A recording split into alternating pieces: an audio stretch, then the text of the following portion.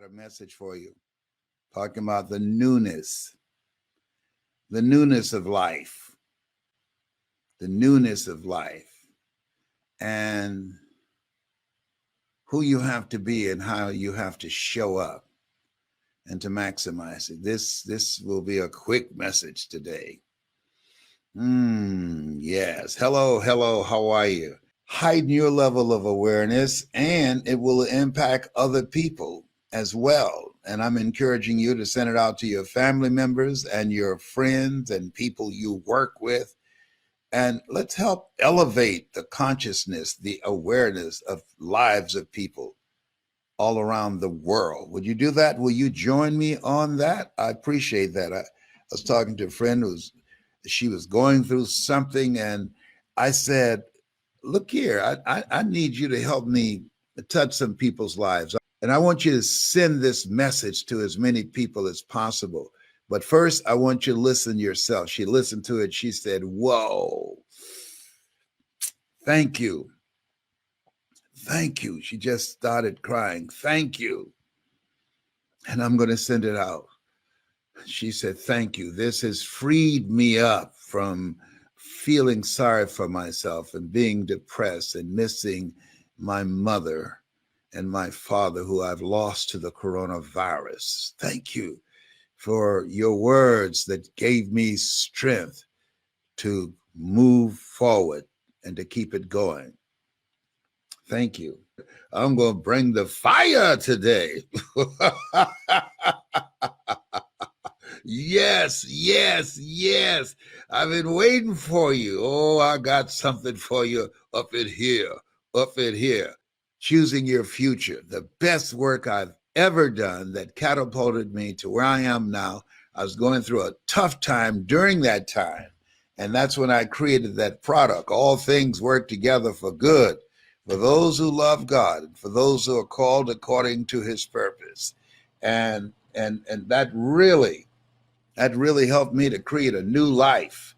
And my life was dramatically different after that. There's some things that's going to happen for you.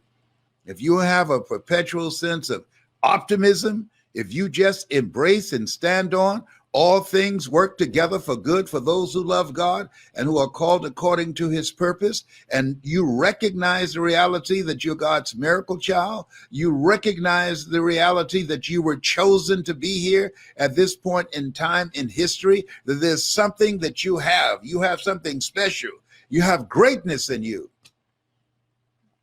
And there's a work for you to do, work for all of us to do. But most people, they die without ever doing the work that they were assigned to do because they don't take the time to know themselves. This is a time for reflection, self-awareness, developing an awareness of yourself beyond your mental conditioning, beyond your circumstances, adverse circumstances, beyond where you are right now, expanding your vision of yourself, going within. At this part of the year, you know what I say? Look behind and thank God. What do you mean? Thank that I'm still here, that I woke up with a pulse this morning. Yes, look around and thank God. Look behind and thank God. Look around and praise God. Yeah, there's so many opportunities, so many blessings, so many things that I can do and participate in and expand my level of awareness. Go within and seek God. Seek ye first the kingdom of God and his righteousness, and all these things, whatever you desire, all these things will be added unto you. And look ahead and follow God. Say yes, allow him to order your steps. Yes, it's a special place. People from everywhere, all around the world have been doing this. Participate, be in the army of hope and helping people to connect with who they truly are. Let's reduce the suicide rate. Let people know that they're greater than their circumstances. Let them know that they're greater than anything that they're going through right now. We need to sometimes to be reminded of what we don't know right now, because sometimes life can knock you senseless. That's why we're taught, judge not according to appearances. It might look like it's over. No, it's not. People say it's not over till the fat lady sings. Well, most people quit when she's just clearing her throat. No, you were born to win. You were born to win. You are winning. You got here winning. You were born to win. There's some great work. There's something that you're supposed to do. And so this is a time for getting still, for unplugging out of life. That's what I'm doing. I'm doing a lot of thinking and rethinking my life. And then here's what I want you to use as you look at your life. I want you to tap into your courage. Because in the newness of life, and your life would be a new life, if you're not happy, if you're not new, if you haven't changed, if you have not made a commitment to embrace a higher standard on how you show up and your choices that you make and the life that you're living and the relationships that you're surrounded by, there's nothing new about that. If you are stuck in a toxic relationship that's destroying your sense of self, that you've swallowed your voice and you're living a small life. I remember I was doing this training in Chicago, and this couple, it was like 3 weeks that I had to do this training, and this couple, they were there for 2 weeks. And then the third week, she was on one side, he was on the other. So I asked him, I said, hey, man, what are you doing seated over here? Why don't you go over there and sit with your wife? And he said, man, after going through this seminar, she left me because I don't have anything. I said, oh, man, I'm sorry to hear that. As I was walking toward her, I said, hey, what's up? She said, I heard what he said. I didn't leave him because he didn't have anything. I left him because he didn't want anything. I had to drag him here. He had no goals and no dreams. He's not willing to change. And he thought he could change me. And I told him, you don't do it like that with me. You don't weigh in on me and tell me what I can do with my life. I want more than what we now have. I'm not willing to settle for this. You might be willing to settle for this. We're living with his mother. That doesn't work for me. We should have our own place, but it works for him. Oh, she cooks real good. I can cook too. No. I want a man. I don't want a grown boy. I want a man, and I deserve one. I can live by myself and be happy and have peace of mind and no drama. I understand. And you know something? You know how many people have settled? This is a time you have to ask yourself, who am I being? How am I showing up? Does this life that I'm now living, does it represent the best in me? And be honest. Whenever I'm speaking to audiences, I ask them, how many of you know if you had your life to live over again, you could have done more than what you've done thus far? And I raise my hand first, and the majority raise their hands.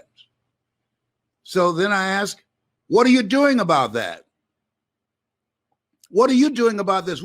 Well, after coronavirus slapped us, we came to a reality that we've never seen before. And now they're talking about a new mutation of the virus that's lethal, that's more lethal and spreads easier. It's a new landscape. We're already dealing with touch deprivation. We're already dealing with having church on Zoom and StreamYard.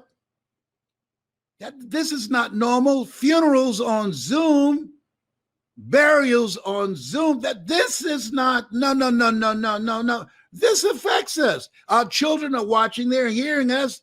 We have not made an adjustment to this. Well, you're going around with a mask on because you want to live And then you got those crazies that are, you're not going to take my liberties away. This is a miracle. This is America. No.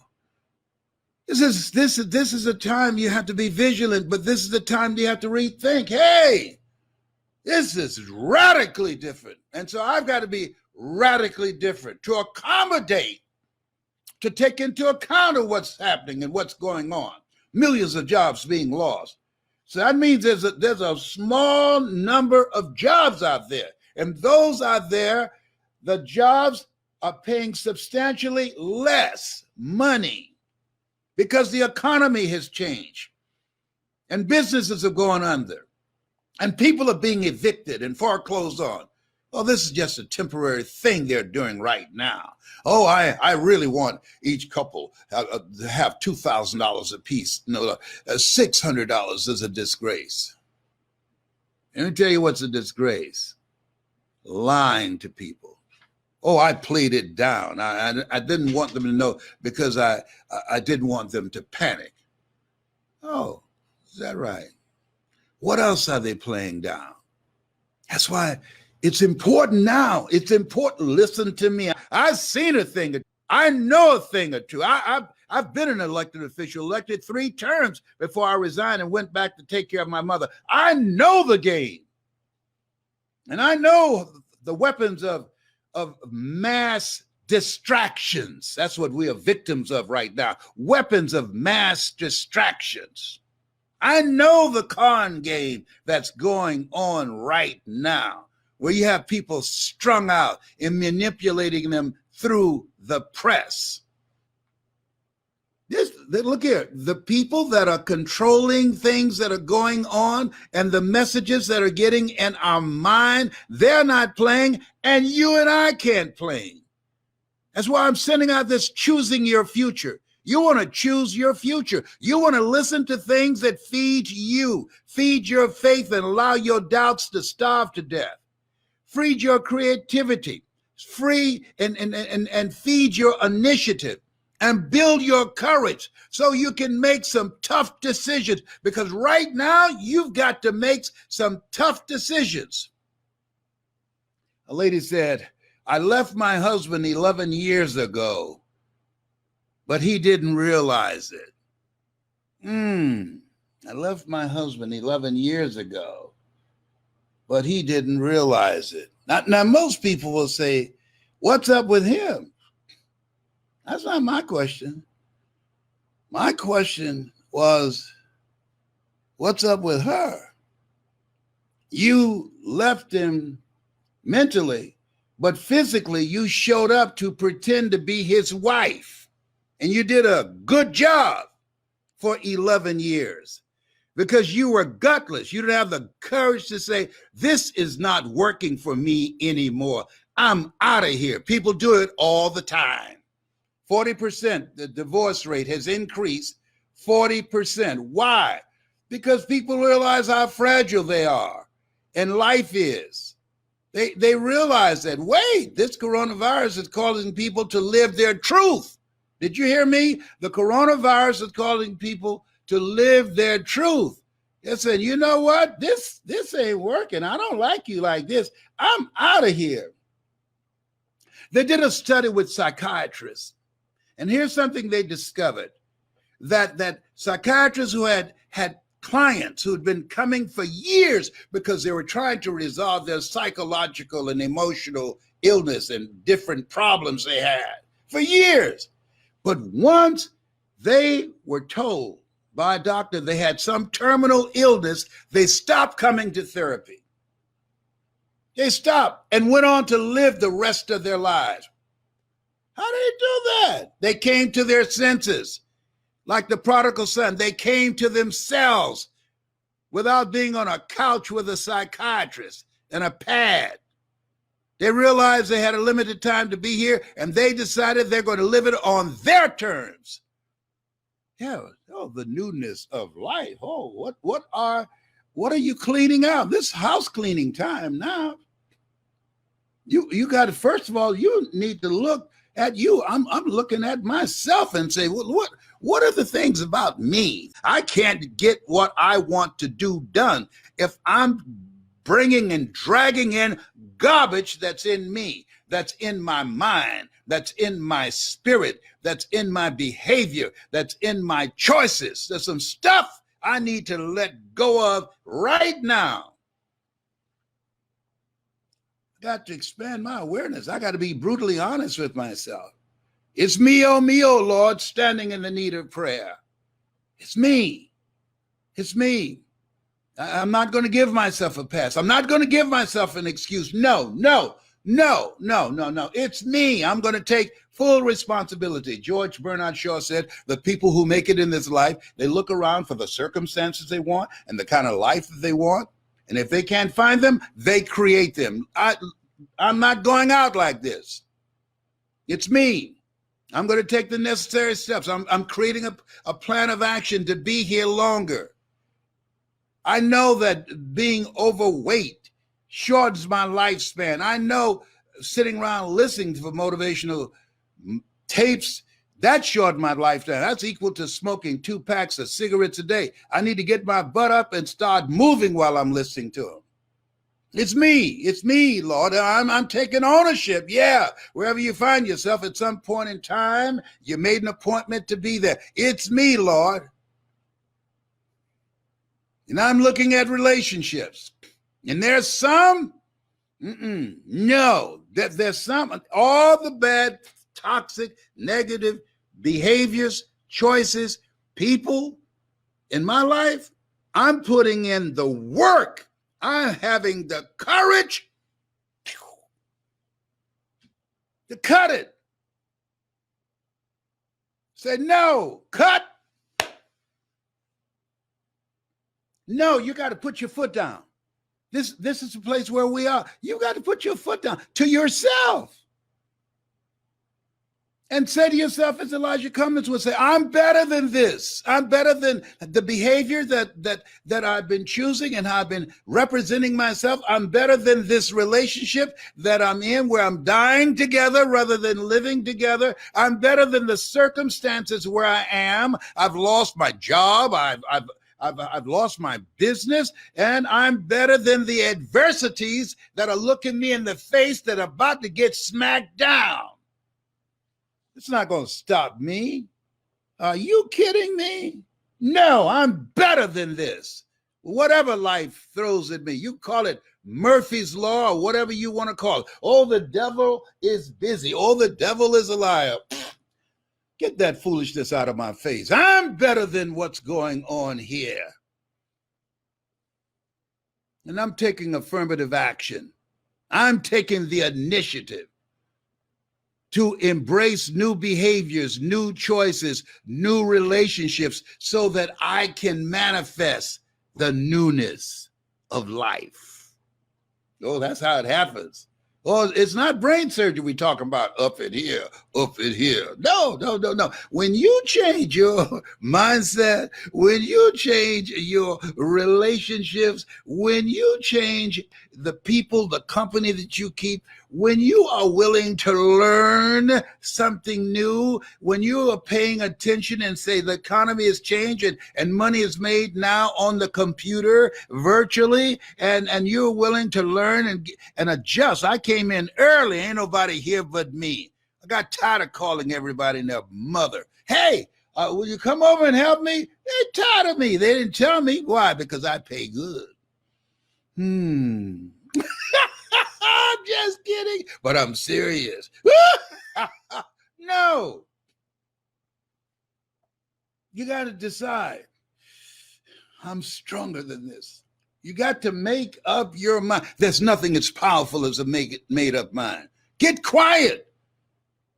I'm saying to you, we're victims of weapons, of mass distractions. We get so caught up in things so many times. We look at a cell phone over 400 times a day. I decided to do a cell phone fast.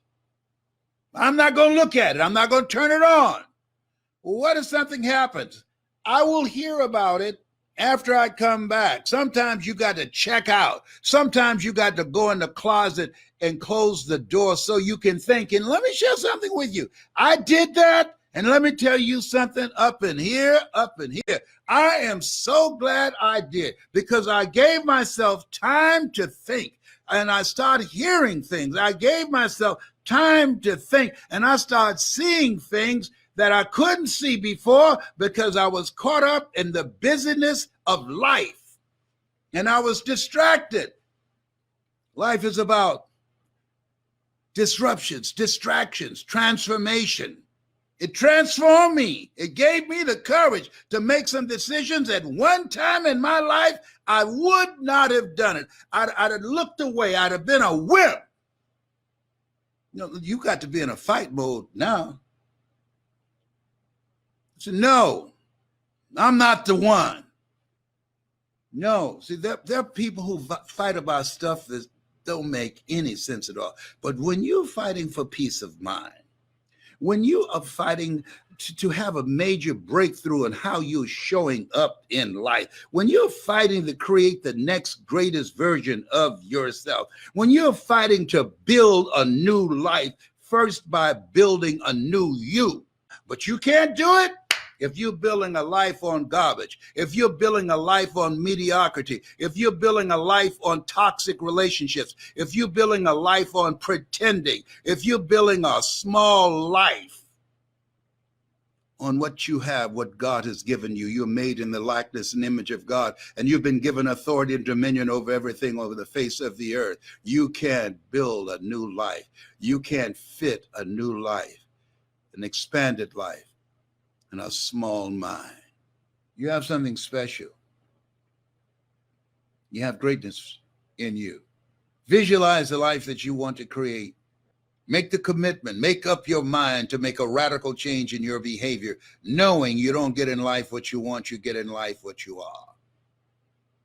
Look at your relationships and ask the question, what kind of person am I becoming because of this relationship?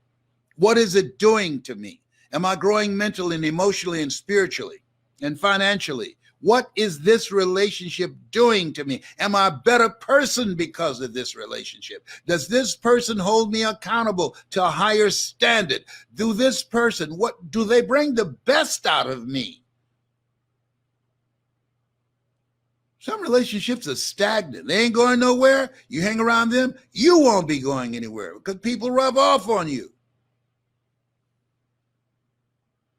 It's the time to step it up, to live life like you mean it. This has been Mrs. Mamie Brown's baby boy. That's my story, and I'm sticking to it.